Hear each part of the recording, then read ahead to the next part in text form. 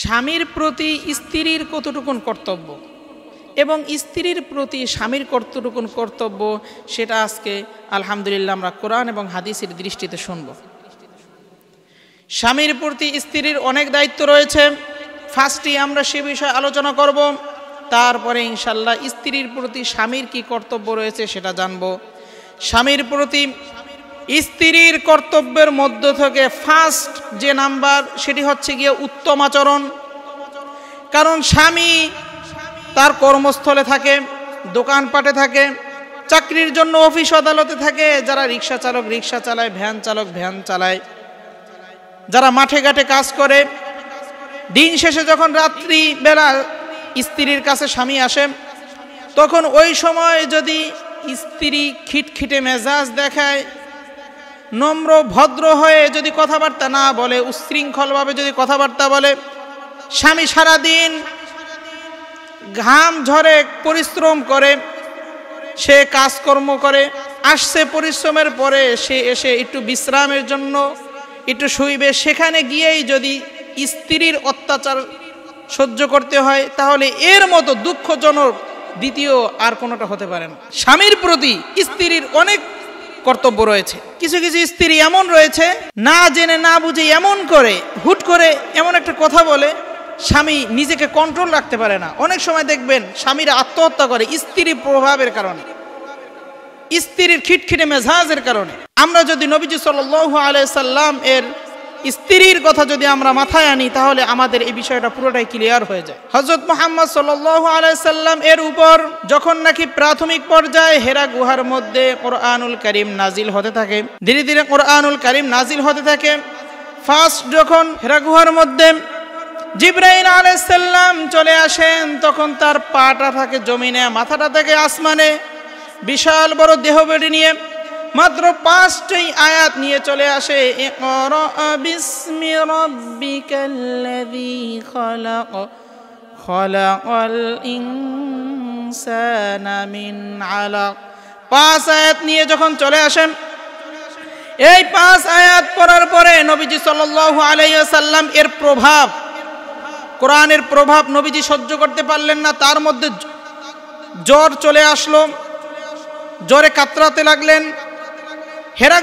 হেরা গুহা থেকে ফিরে এসে খাদিজা রাদিয়াল্লাহু তাআলা আনহাকে বললেন, হে খাদিজা, আমাকে কম্বল দিয়ে জড়িয়ে ধরো, আমার শরীরের মধ্যে জ্বর চলে আসছে। কেন আসছে? আমার কাছে জিবরাইল চলে আসছে, তার পাটা ছিল জমিনে, মাথাটা ছিল আসমানে, বিকট আকৃতি দেখে আমি নিজেকে সহ্য করতে পারলাম না। তখন খাদিজা রাদিয়াল্লাহু তাআলা আনহা নবীজিকে খুব সুন্দর করে চাদর বিছিয়ে দিলেন। আর আমাদের মতো, আমাদের স্ত্রীদের মতো যদি খিটখিটে হতো, তাহলে কি বলতো, যে আপনার সাথে হয়েছে হোক গা, আমার নিজের কাম নিয়েই ব্যস্ত, আমি কি করবো এখানে। আমরা তো এইটা করতাম। কিন্তু খাদিজা রাদিয়াল্লাহু তাআলা আনহা কি করলেন? খাদিজা রাদিয়াল্লাহু তাআলা আনহা তার কথা মতো খুব সুন্দর করে চাদর বিছিয়ে দিলেন। কি সুন্দর আচরণ, উত্তম আচরণ। আমাদের মধ্যে এটি নেই। আরো হক রয়েছে। স্বামী যদি স্ত্রীর কাছে রাত্রিবেলা যদি অন্তরঙ্গ মোহাব্বত চায় এবং সেটি সে যদি দিতে নাখোশ করে, সারা রাত ফজর পর্যন্ত ফেরেশতারা তার উপর আযাব দিতে থাকে এবং তার উপর বদদুআ করতে থাকে। হাদিস শরীফের মধ্যে এমন আসছে, কোন স্বামী যদি স্ত্রীর কাছে সঙ্গ চাওয়ার পরে এই সঙ্গ না দেয়, তখন সরাসরি আল্লাহ রাব্বুল আলামিন পর্যন্ত রাগান্বিত হয়ে যায়। এ কারণে স্বামীর সঙ্গ দিতে হবে। এরপরে আমাদের স্ত্রীরা তাদের আরেকটি হক হচ্ছে গিয়া বাচ্চাদেরকে দুধ পান করানো। বাংলাদেশের মধ্যে এখন দেখা যায় শুধু ফিটার খাওয়ায়, মিল খাওয়ায়, এগুলো খাওয়িয়ে বাচ্চাদেরকে পোলট্রি মুরগি বানিয়ে ফেলে। খেয়াল করে দেখবেন, পোলট্রি মুরগি যখন মাপার জন্য, ওজন করার জন্য ওকে পালার মধ্যে দেয়া হয়, ও 2 ঘন্টা যাবত 3 ঘন্টা যাবত ওকে যতক্ষণ বসায় রাখবেন ও ওই রকমেরই থাকে। কিন্তু দেশি মুরগি ধরতে পারবেন? সম্ভব না, ও হুট করে চলে যাবে। এর মানে আল্লাহ রাব্বুল আলামিন আমাদের মায়েদের মধ্যে, আমাদের স্ত্রীদের মধ্যে, দুধের মধ্যে এমন সুন্দর পুষ্টিকর একটি খাদ্য দিয়েছেন, যেটা হচ্ছে গিয়া বাচ্চার সর্বপ্রথম টিকা। যেই টিকা আমরা দোকান থেকে কিনি, ডাক্তার থেকে কিনি, আর ওই টিকা আল্লাহ রাব্বুল আলামিন আমাদের মায়েদের বুকের দুধের মধ্যে দিয়েছেন। সুবহানাল্লাহি ওয়া বিহামদিহি। এ কারণে আবার আল্লাহ রাব্বুল আলামিন বলেন, ওয়া আনহারুম মিন লাবানিন লাম ইয়াতাগায়্যারু তা'আমু, জান্নাতের মধ্যে একটি নহর হবে, যেই নহরটি থাকবে দুধের নহর। আল্লাহ রাব্বুল আলামিন মোট 4টি নহর দিবেন। এই নহরের মধ্যে একটি নহর থাকবে দুধের নহর, অর্থাৎ দুধের সমুদ্র, যত ইচ্ছা আপনি দুধ পান করবেন। এর মানে আমাদের মায়েদের বুকের মধ্যে যে দুধ রয়েছে এটি জান্নাতি নেয়ামত, যা আমরা দুনিয়ার মধ্যে থেকে খেয়ে যাচ্ছি। সুবহানাল্লাহি ওয়া বিহামদিহি। এরপরে স্বল্প সময়ের মধ্যে আমি স্বামীর প্রতি, স্ত্রীর কথা বলার পরে স্ত্রীর প্রতি স্বামীর কি কর্তব্য রয়েছে সেটি এখন আমি ইনশাআল্লাহ আপনাদের মাঝে বর্ণনা করব। ওমর রাদিয়াল্লাহু তাআলা আনহু, সে একবার রাস্তার মধ্যে চলতেছিলেন, ঘুরতেছিলেন, দেখাশোনা করতেছিলেন, দেখভাল করতেছিলেন রাত্রিবেলা। তখন একটি কুঁড়ের ঘর থেকে আওয়াজ আসতেছিল, তুমি চইলা গেলা, তুমি কবে আসবা, তুমি চইলা গেলা, তুমি কবে আসবা, তোমার অপেক্ষায় আমি। এই কথা বলতেছে, বিরহের জ্বালায় কান্না করতেছে। কিন্তু ওমর রাদিয়াল্লাহু তাআলা আনহু তিনি এটা পজিটিভ ভাবে নিলেন, না জানি কি সমস্যা হতে পারে।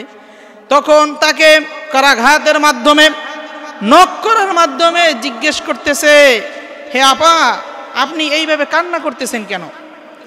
বলতেছে, তোমার কাছে বলে কি হবে, জমানার যিনি শাসক রয়েছেন ওমর দ্বিতীয় খলিফা, সেই তো আমার তৃতীয় খলিফা, সেই তো আমার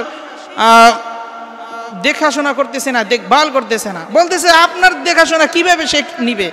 বলতেছে, সে আমার স্বামীকে সৈনিক হিসেবে অন্য রাষ্ট্রে পাঠিয়ে দিয়েছে, সপ্তাহ মাস বছর চলে যাচ্ছে, আমার স্বামীকে ফেরত পাঠাচ্ছে না, আমি সেই বিরহে কান্না করতেছি। তখন ওমর রাদিয়াল্লাহু তাআলা আনহু দেরি না করে বাসায় চলে আসলেন এবং তার কন্যা হাফসা রাদিয়াল্লাহু তাআলা আনহাকে বললেন, হে হাফসা, তুমি লজ্জা পেও না, তোমাকে এখন আমি একটি এমন কথা জিজ্ঞেস করব, তুমি সঠিক রিপ্লাইটা আমাকে দিবা। বলতেছে, আব্বা কি বলবেন আপনি আমাকে? বলতেছে, তুমি বলো তো, স্বামী ছাড়া একজন স্ত্রী মোটামুটি কতদিন অপেক্ষা করতে পারে, কয়দিন? তখন হাফসা রাদিয়াল্লাহু তাআলা আনহা সে বলতেছেন, হে আব্বা, আমরা মোটামুটি 4 থেকে 6 মাস, এর বেশি আমরা অপেক্ষা করতে পারি না স্বামী ছাড়া। তারপরে ওমর রাদিয়াল্লাহু তাআলা আনহু তিনি বললেন যে, আমার সৈনিক তোমরা যারা আছো, প্রতি 4 থেকে 6 মাস পর পরই তোমরা ছুটি পাবে। সুবহানাল্লাহ। তারপর থেকে আবার ছুটির প্রোগ্রামটা চলে আসে, ছুটি নেওয়া শুরু করে সবাই। এর মাধ্যমে আমরা বুঝতে পারলাম স্বামী কোনোভাবেই বিদেশ চলে যেতে পারে না স্ত্রীকে রেখে। হ্যাঁ, যাবে, কমপক্ষে 6 থেকে 1 বছরের মধ্যে আবার ফিরে আসতে হবে, আবার যেতে হবে। আমাদের দেশের মানুষ কি করে, ওই বিদেশে গেছে তো গেছি, এদিকে স্ত্রীর অবস্থা বেহাল। এখন এই মুহূর্তে যদি 4-5 বছর যদি দূরে থাকে স্বামী, এবং এটা যদি নিজের মধ্যে সে যদি সহ্য না করতে পারে স্ত্রী, তখন সে তালাক নিতে পারবে, ডিভোর্স নিতে পারবে ইসলামের দৃষ্টিতে। এ কারণে আমরা যারা স্বামী আছি, স্ত্রীর প্রতি খেয়াল রাখবো। এদিক সেদিক ঠিকই সময় কাটাই, কিন্তু স্বামীর প্রতি, স্ত্রীর প্রতি আমরা সময় কাটাইতে পারি না। আরেকটি ঘটনা, হযরত খাদিজা রাদিয়াল্লাহু তাআলা আনহা তিনি যখন দুনিয়ার থেকে চলে যান, তখন মা আয়েশাকে নবীজি সাল্লাল্লাহু আলাইহি সাল্লাম গ্রহণ করেন। একবার মা আয়েশা সে বলতেছিলেন, ইয়া রাসূলুল্লাহ, ইয়া হাবিবাল্লাহ, আমার খেলা দেখতে ইচ্ছা করে। যেহেতু তার বয়স কম ছিল, খেলা দেখতে ইচ্ছা করে। দুজাহানের বাচ্চা আখিরি নবী, যার নাকি সময়ের এত মূল্য ছিল যা বলে শেষ করা সম্ভব না, তিনি একজন প্রেসিডেন্ট ছিলেন। তারপরেও তার সময়কে, তার কর্মকে পেছনে রেখে তার খেলা দেখাটাকে গুরুত্ব দিয়ে তাকে খেলা দেখার জন্য নিয়ে গেলেন। খেলার মাঠ শুরু হয়ে গেল। খেলা দেখতেছেন এমত অবস্থায় মুহাম্মদুর রাসূলুল্লাহ সাল্লাল্লাহু আলাইহি সাল্লামের গুরুত্বপূর্ণ কাজ চলে আসে, তারপরও তিনি ওই কাজে যান না। কারণ তিনি চিন্তা করেন আমার ওয়াইফ সে খেলা দেখতেছে, ছোট মানুষ। এই কারণে আমরা আমাদের স্ত্রীদের উপর সহানুভূতিশীল হব। শুনেন, আমরা মনে করি স্ত্রীকে নিয়ে একটু বাইরে বের হইলে কি না জানি হয়ে যায়, পর্দার খেলাফ হয়ে যায়। না, তারা তো ঘরের মধ্যে বন্দী থাকবেন। আমাদের মা বোনরাও তো বাইরে বের হবে, বাহিরের দৃশ্য তাদের তো দেখতে হবে। কারণ আল্লাহ রাব্বুল আলামিন তো দুনিয়াকে ভ্রমণ করার জন্য বলছেন, সেখানে স্ত্রীদের কথা নিষেধ করেন নাই। আল্লাহ রাব্বুল আলামিন আমাদের মুসলিম জাতি প্রত্যেককেই বলেছেন তোমরা আমার দুনিয়াকে ভ্রমণ করো এবং দেখো। সে সুবাদে আমরা স্ত্রীদেরকে নিয়ে ভ্রমণ করব। এ কারণে স্বামী যারা আছি স্ত্রীদের উপর সহানুভূতিশীল হব এবং স্ত্রীর প্রতি স্বামীর যেটা গুরুত্বপূর্ণ একটি বিধান রয়েছে সেটি হচ্ছে গিয়ে মোহর আদায় করা। আমাদের বাংলাদেশে মোহর আদায় করতে চায় না। বিয়ার দিন বাসর রাত্রে বউয়ের পা ধরে ঝুলে পড়ে এবং বলে আমাকে ক্ষমা করো, মাফ করো, টাকা নাই। এই মেয়ে টাকা নাই, তাহলে আগে কি করলা? অল্প তো, তোমাকে তো লক্ষ কোটি টাকা দিতে বলে না। আমাদের দেশে এই যে লাখ লাখ টাকা মোহরানা ধার্য করে থুয়ে দেয়, মনে করে এটা কামিন, সেটা ভাইবে মোহর ধার্য করে থুয়ে দেয়, কিন্তু আদায় করা হয় না। যা পারবেন, 5,000 পারেন, 10,000 পারেন, যতটুকুন পারেন এটা আপনি আদায় করবেন। কখনো এই স্ত্রীর পা ধরে মাপ চাবেন না, কারণ এই স্ত্রীর পা ধরে মাপ চাওয়ার মাধ্যমে আপনি একটি চোর বলে সাব্যস্ত হবেন। এ কারণে স্বামীর প্রতি স্ত্রীর যেই কর্তব্যগুলো রয়েছে সেটিও মানতে হবে এবং স্ত্রীর প্রতি স্বামীর যেই কর্তব্যগুলো রয়েছে সেগুলোও মানতে হবে। এর থেকে বিন্দু মাত্র পেছনে হটা যাবে না। আল্লাহ রাব্বুল আলামিন সংক্ষিপ্ত কথা অনুযায়ী আমল করার তৌফিক দান করুক।